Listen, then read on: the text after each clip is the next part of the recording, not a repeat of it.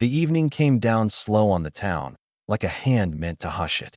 Dust drifted across the road and settled in the cracks between boards, softening the sharp edges of a place that had learned to be hard. The sky held its breath in a low amber glow, and in that light stood a woman the town pretended not to see. She was tall. Not tall the way young men brag about being tall, but tall like a doorframe cut too high for the house that held it. Broad in the shoulders, steady in the legs, built the way land is built when it expects weather. Folks called her a giant when they thought she could not hear. When they wanted to sound kinder, they said large. They did not say her name. Names make things real. Names make room. She stood beside the barn at the edge of town, where nails had loosened and boards had learned to bow. Her shadow stretched long and faithful behind her, a dark companion that never flinched. She kept her hands folded, not in shame, but in patience.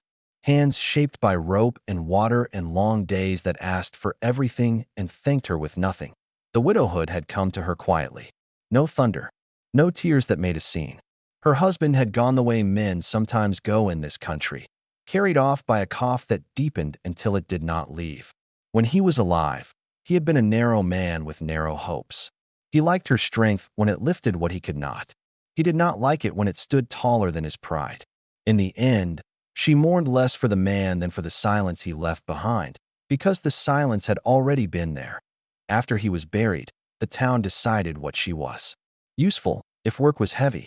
Dangerous, if tempers rose. Lonely, certainly. People offered her tasks without eyes. They spoke around her, not to her, as if words might bruise if they landed wrong. Children stared until their mothers pulled them away.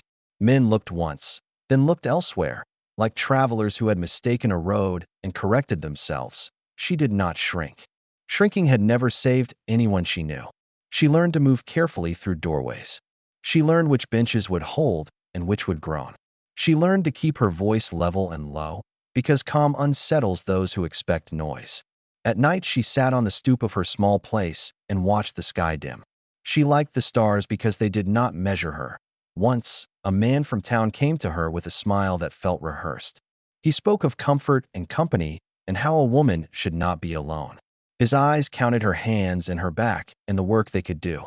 When she asked what he saw when he looked at her face, he laughed, as if she had told a joke too gentle for the room. The laughter did not wound her. It simply closed a door she had not planned to open. That evening, as the wind combed the grass, a rider passed the edge of town. The horse moved like it knew the way without being told, steady and unhurried. The man on its back sat easy, worn thin by sun and time, his hat pulled low not to hide, but to shade. He did not scan the street for trouble or favor. He watched the land, the way a man does when the land is the only thing that has kept him. He noticed her, not as a curiosity, not as a problem to be solved. He noticed her the way one notices a hill before a long climb, with respect, with a sense of measure. Their eyes met for the length of a breath and then moved on. No nod, no greeting. Nothing was asked of that moment, and so it stayed whole. The town did not remark on him. Men like that came and went, drawn by rumor or work or the quiet promise of distance. He found a place beyond the last fence and made camp where the ground rose just enough to keep the night dry. As he worked, the woman finished her tasks and closed the barn. She paused, listening to the small sounds that tell you a place is settling in for sleep. Wood cooling, horses shifting weight. Somewhere a harmonica tried and failed to remember a tune. She thought of the name she had been given at birth, the one that lived in her chest like a kept seed. She thought of how little it had been used. She did not mind. A name can be heavy if no one carries it with care.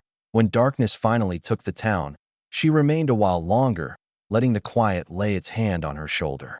The night did not hurry her. It never had. Beyond the fence, the rancher's fire burned low, a small steady light that did not ask the dark to leave, only to share. She turned toward her door, her steps sure, her shadow following. Somewhere between the barn and the threshold, something shifted, so slight it could have been the wind changing its mind. The woman the town would not name went inside, and the night closed gently behind her, as if it knew it would be invited back. Morning arrived without ceremony.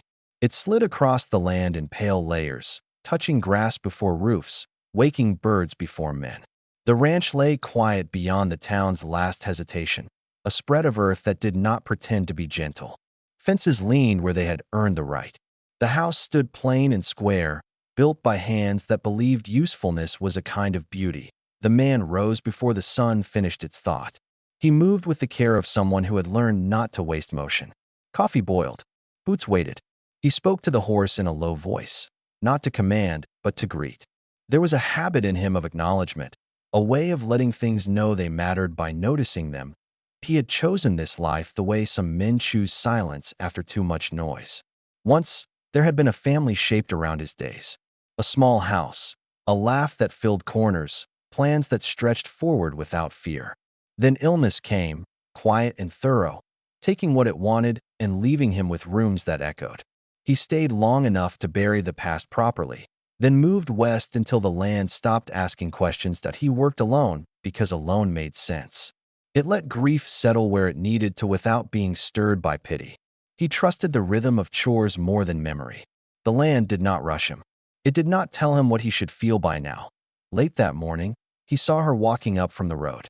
The distance did not soften her shape. She moved with a steadiness that belonged to someone who knew her own weight and carried it without apology. She stopped at the fence and waited, hands resting easy at her sides. Waiting, he noticed, was something she did with dignity. He set down his tools and approached, not hurrying, not delaying. When he reached her, he stood where the fence did not divide them more than it needed to. She told him she was looking for work. Her voice was calm, low, practiced in being heard without asking. She spoke of what she could do: lifting, mending, standing watch when weather turned mean. She did not speak of need. She did not soften the truth to make it easier to accept that he listened. Fully. Not the kind of listening that waits for its turn, but the kind that stays until the last word settles. He asked questions that mattered. How long she could stay. What tools she knew. What days she needed free. He did not ask why the town had not kept her. He did not ask what people said. A gust of wind came sudden, sharp as a warning. One of the horses spooked, the rope slipping loose. The animal surged, panic bright in its eyes. The woman moved before thought could interrupt. She stepped into the space, planted her feet, and her voice cut through the moment like a clean blade. I want you now, don't move. The words were not shouted. They were placed. He stopped because the command made sense. Because there was certainty in it, not threat. She caught the rope, her hands steady as if they had been waiting for this exact test. The horse slowed, breath evening, fear losing its edge. When it was over, the quiet returned as if nothing had happened. She released the rope and stepped back. He realized his heart was beating faster than the moment required. Not from fear, from something like relief. He thanked her. Not with flourish, with truth. She nodded once, as if gratitude were an exchange, not a debt. He offered her work. A place to stay in the small room by the barn. Fair pay, clear expectations. He did not dress it up. He did not apologize for the limits. She accepted with the same plainness she brought to everything else. The ranch hands were slow to warm. One watched her with narrowed eyes, measuring her strength like a challenge. Another muttered under his breath about trouble. The man did not correct them aloud. He corrected them by example. He worked beside her. He trusted her with tasks that mattered. When she spoke, he paused. Days folded into each other. Mornings of shared labor. Evenings of separate quiet. Sometimes they ate at the same table without conversation. Sometimes words came easy and left no mark. He noticed how she moved through spaces, careful not to bruise the world with her sighs. She noticed how he left room for things to be as they were. At dusk, he found himself watching for her silhouette, the way it held the light before night claimed it. She found herself standing a little straighter, not because she needed to prove anything, but because no one here asked her to be smaller. Neither named what was forming.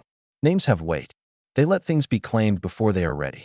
The land did not rush them, and so they learned not to rush themselves. When night fell, the fire burned low again, steady and patient. Beyond it, the dark listened. And for the first time in a long while, neither of them felt the need to look away. Time has a way of softening when no one pulls at it. On the ranch, days learned a quieter shape. Morning light found them already working, not because it was demanded, but because bodies remember what steadies them. The land seemed to notice the difference. Grass held its green longer. Animals settled quicker. Even the wind lost some of its sharpness, as if it had been invited to stay. They did not speak of closeness. They practiced it. It showed in the way tools were returned to the same place without being asked, in the way meals were shared without the awkward reach for conversation. She cooked when she felt like it. He did the same. Neither kept score. Comfort grew in the absence of witness. One afternoon, she split her palm on a rusted nail hidden where the barn leaned. Blood came quick, bright against skin weathered by work. She did not make a sound. He saw it anyway. He took her hand with care, as if it were something that had always belonged in his keeping. Clean cloth. Water warmed over the stove. His fingers trembled only once, then steadied. She watched him watch the wound, the seriousness he gave to something others might have brushed aside. When he finished, he held her hand a moment longer than necessary, then let go, as if releasing a bird he trusted to return. That night, the dark brought memories he usually kept contained. He woke with breath caught, the old panic knocking without warning. She heard the sound before he did, the way a person learns the language of fear by living near it.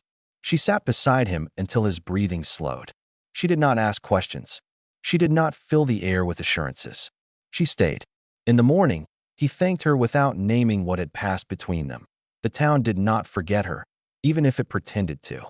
One day, the man who had once laughed at her returned, his voice carrying across the yard like something misplaced. He spoke of opportunities and mistakes, of how a woman like her ought to know when she was being offered a way out. His words pressed at old bruises. She did not answer at first. She stood, solid as a fence post set deep. When she did speak, her voice held no apology. She said she had found her work. She said she was not interested.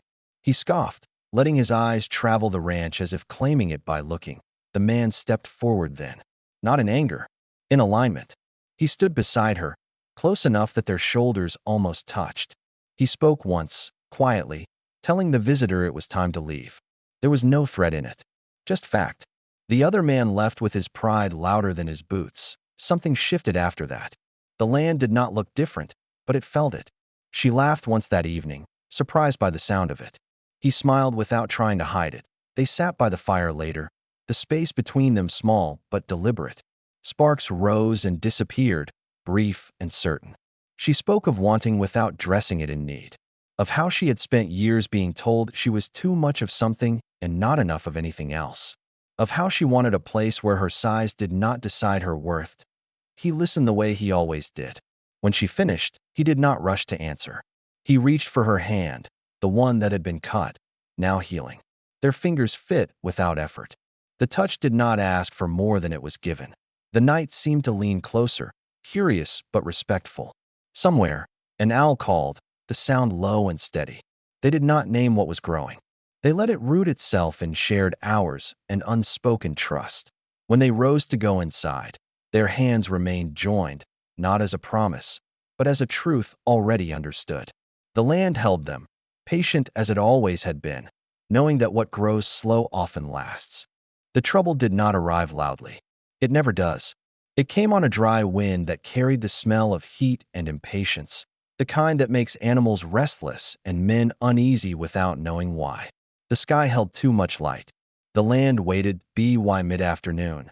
Smoke rose thin and uncertain from the far ridge. Not a wall of fire, just enough to make the heart tighten. A careless spark, a lightning strike with nowhere to go. On country like this, small things grow teeth quickly.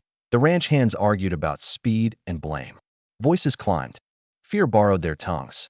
She listened, her eyes on the line of smoke, reading it the way she read weather and people both. When she spoke, the noise fell away, surprised into quiet. She gave instructions without hardness. This fence first. That draw cleared. Water staged where it could matter. Her voice did not rush. It anchored.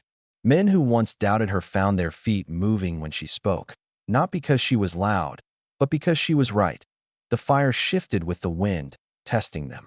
At one point, the rancher moved too far ahead, focused on cutting a line, the smoke thickening around him. She saw it before anyone else did. The moment narrowed, clean and sharp. "I want you now, don't move," the words carried across the land like a hand held out. He stopped, trusted, stayed where he was as the wind changed its mind again. The fire bent away, starved of what it wanted. When it passed, The danger left behind only scorched ground and silence that felt earned. By evening, the threat was gone. Not defeated, simply understood and outlasted. People stood breathing in the aftermath, sweat cooling, nerves loosening. Someone clapped her on the shoulder, awkward but sincere. Someone else spoke her name out loud for the first time, testing it, then saying it again as if it had always belonged. The town came differently after that. Slower, with eyes lifted. She did not change how she walked through it. Respect that asks you to become smaller is not respect at all. She remained what she had always been. The world had simply learned to widen. Life did not turn into celebration. It turned into days. Shared mornings. Shared decisions.